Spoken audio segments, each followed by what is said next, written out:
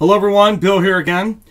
As my next episode here on the Bible 101, I wanted to pick up where I left off. As I said in my last video, scribes became the standard norm of writing down things of the prophets and the authors of the Bible, of the Hebrew Bible, or as we as Christians call the Old Testament. This continued on for many centuries. But about 400 BC, the canon of the Hebrew Bible pretty much became solid. They had other more, I don't want to say holy books, but they did have books that were of great merit that they kept reproducing. Sort of like an Old English, or even more modern Catholic phrase would be like Common Book of Prayer. These were books of prayer, not so much that was found in the Bible, but were inspired by great learned men of the Bible. And they were inspiration. They created prayers, and these prayers were continued and repeated over and over through the ages. Okay, these were continued and repeated over and over again. But like I said, about 400 BC, the Bible was then finally assembled, and then it was created what we now know today as the Old Testament of the Bible. Okay, this continued for about another 200 years, but there was a problem.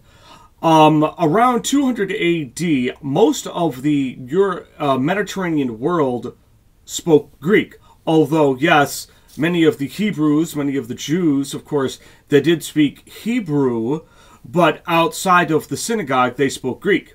So to kind of make the Hebrew Bible, or the Bible, the Testament of God, the Old Testament, as we call it, as we as Christians call it, what it is that a council was convened, and eventually the Septuagint was created. Basically, it was the Old Testament of the Bible translated from Hebrew into Greek. Now, the reason why I call it Septuagint is there were 70 or 72 men, one of the two, came together, again, scholars of Hebrew and Greek, and again, the Bible was composed and then translated into Greek. It's called the Septuagint, or the LXX. You'll see that it sometimes in the bottom of your footnotes of your Bibles, if you look carefully, or at the very least, it is commented on. Again, I'll put all this information down here at the bottom. You can see what I'm talking about. Whenever you see those letters, they're referring to the Septuagint. And this is how the Bible continued to soldier on. And in fact, I've seen several times, though it's in Greek and in English, you can actually still get the Septuagint in Greek. It's still in print. You'd have to look for it. You have to look for it online. But like I said, it's called the Septuagint.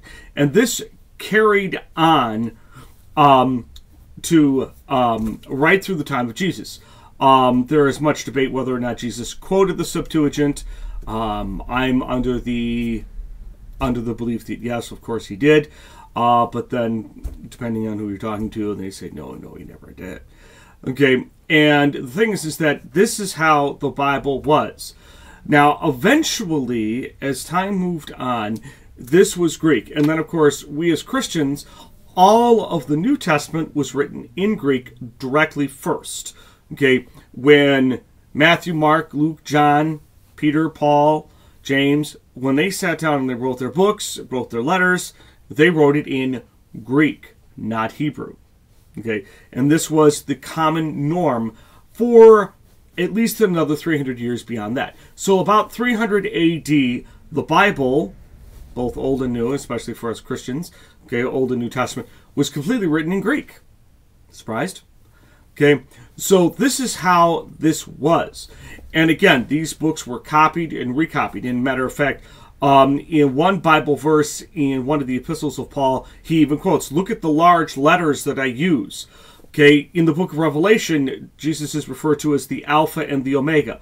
These are the first two letters of the Greek, or the first letter of the Greek alphabet and the last letter of the Greek alphabet. The Alpha and the Omega. Okay, again, Greek. Now, I'm going to stop here because I'm going to talk in length about what happened in 400 AD when the Bible was eventually translated into Latin. I'll discuss that in my next video here of Bible 101. So there it is, kind of bringing you up to speed now. Like I said, the Bible then was eventually from the original Hebrew, was translated into Greek, and that would continue for quite a number of centuries into the Greek language, of which eventually the New Testament was written completely in Greek. So there you go, and please check out my other videos here on my channel, and I'll see you all next time.